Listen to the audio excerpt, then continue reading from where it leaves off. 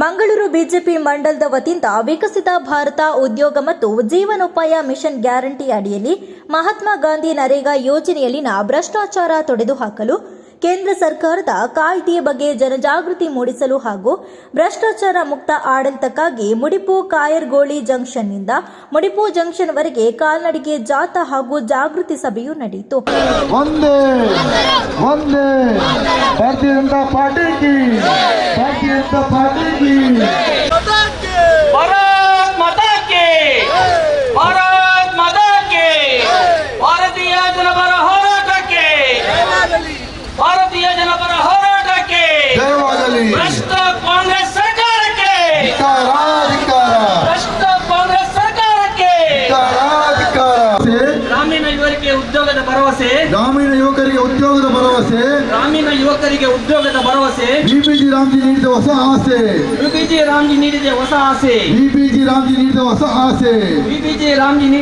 ಆಸೆ ಭ್ರಷ್ಟಾಚಾರ ಮುಕ್ತ ನರೇಗಾ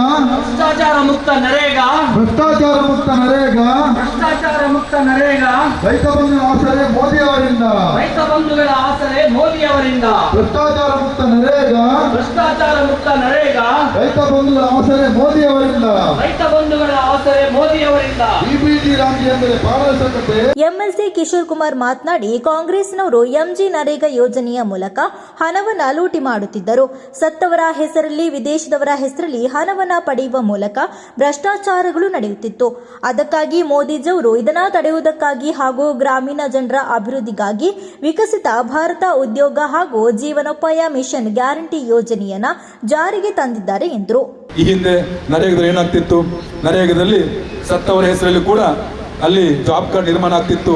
ದುಬೈಯಲ್ಲಿ ಯಾರೆಲ್ಲ ಹೊರದೇಶಿದ್ದಾರೆ ಅವರ ಹೆಸರಲ್ಲಿ ಜಾಬ್ ಕಾರ್ಡ್ ನಿರ್ಮಾಣ ಆಗ್ತಿತ್ತು.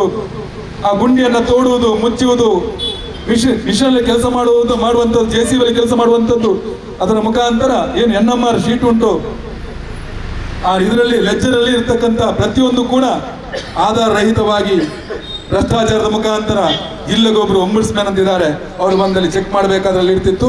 ಪ್ರತಿಯೊಂದು ಭ್ರಷ್ಟಾಚಾರ ಇತಿಹಾಸವನ್ನು ತೆಗೆದು ನೋಡಿದ್ರೆ ಕಳೆದ ಡಿಸೆಂಬರ್ ಏನು ಚಳಿಗಾಲ ಅಧಿವೇಶನದಲ್ಲಿ ಲೋಕಸಭೆ ಮತ್ತು ರಾಜ್ಯಸಭೆಯಲ್ಲಿ ಅಂಗೀಕಾರ ಆಯಿತು. ಯಾವುದು? Viksit Bharat guarantee for Rozgar Ajeevika mission Gramin. ಆ ಹಿಂದೆ ನರೇಗಾ ಇತ್ತು.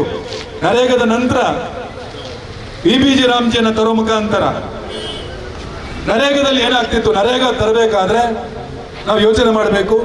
ಒಂದ್ಸಲ ಇತಿಹಾಸ ತೆಗೆದು ನೋಡಿದ್ರೆ ಕಾಂಗ್ರೆಸ್ ಸರ್ಕಾರವೇ 8 ಬಾರಿ ಆಯಾಯ ಸಂದರ್ಭದಲ್ಲಿ ಬದಲಾವಣೆ ಮಾಡ್ತಾ ಬಂದಿದೆ. 1980ರಲ್ಲಿ ರಾಷ್ಟ್ರೀಯ ಗ್ರಾಮೀಣ ಉದ್ಯೋಗ ಯೋಜನೆ, 1983ರಲ್ಲಿ ಗ್ರಾಮೀಣ ಭೂರಹಿತ ಉದ್ಯೋಗ ಯೋಜನೆ, 1990ರಲ್ಲಿ ಜವಾಹರ್ ರೋಜ್ಗಾರ್ ಯೋಜನೆ, 1993ರಲ್ಲಿ ಉದ್ಯೋಗ ಖಾತ್ರಿ ಯೋಜನೆ, 1999ರಲ್ಲಿ ಸ್ವರ್ಣ ಜಯಂತಿ ಸ್ವರೋಜ್ಗಾರ್ ಯೋಜನೆ, 2005ರಲ್ಲಿ ಗ್ರಾಮೀಣ ಉದ್ಯೋಗ ಖಾತ್ರಿ ಯೋಜನೆ, 2009ರಲ್ಲಿ MG ಅಂತ ಸೇರಿಸಿದರು. ಅಂದರೆ ಈ 15 ವರ್ಷದಲ್ಲಿ ಮಹಾತ್ಮ ಗಾಂಧೀಜಿಯವರವರಿಗೆ ನೆನಪಿಗೆ ಬರಲೇ ಇಲ್ಲ. 2009ರಲ್ಲಿ ಇನ್ನೇನು ಗಾಂಧೀಜಿಯವರು ಹಿಡ್ಕೊಂಡು ರಾಜಕೀಯ ಮಾಡುವ ಆ ಮುಖಾಂತರ ಇನ್ನೊಮ್ಮೆ ಚುಕ್ಕಾಣಿ ಹಿಡುವ ಕಾರಣಕ್ಕೋಸ್ಕರ ಮಹಾತ್ಮ ಗಾಂಧೀಜಿ ನರೇಗಾ ಅಂತ ಮಾಡಿದರು. ನಾನನ್ನೋದು ಮೊನ್ನೆ ರ್ಯಾಲಿ ಮಾಡಿದರು, 15 ಜನ ಮಾತ್ರ. ಯಾಕೆ ಜನ ಸೇರೋದಿಲ್ಲ ಅಂದರೆ ಇವತ್ತು ವಿಕಸಿತ ಭಾರತದ ಕನಸನ್ನು ಕಂಡು ನರೇಂದ್ರ ಮೋದಿಜಿಯವರು ಮಾತನಂತಾರೆ, ನಾ ಕಾಣೆದೂಂಗ, ನಾನು ಭ್ರಷ್ಟಾಚಾರ ಮಾಡಲಿಕ್ಕೆ ಯಾರಿಗೂ ಬಿಡುವುದಿಲ್ಲ, ಅದೇ ರೀತಿ ನಾನು ಭ್ರಷ್ಟಾಚಾರ ಮಾಡುವುದಿಲ್ಲ. ಆ ರೀತಿಯಂತ ಸಿದ್ಧಾಂತದಲ್ಲಿ ಇರ್ತಕ್ಕಂಥ ಎಲ್ಲ ಯುವಕರು ನಾವಿಲ್ಲಿ ನಮ್ಮ ಏಕಾಗ್ರತೆಯಿಂದ ಈ ಬಿಪಿಜಿ ರಾಮ್ಜಿ ತರಬೇಕು. ನಾವು ಸೇರಿದ್ದೇವೆ.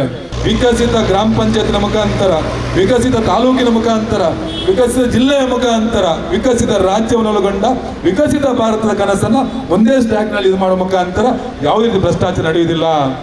ಆ ಕಾರಣಕ್ಕೆ ನಾವು ನರೇಂದ್ರ ಮೋದಿಜಿಯವರಿಗೆ ಅಭಿನಂದನೆ ಸಲ್ಲಿಸಬೇಕು.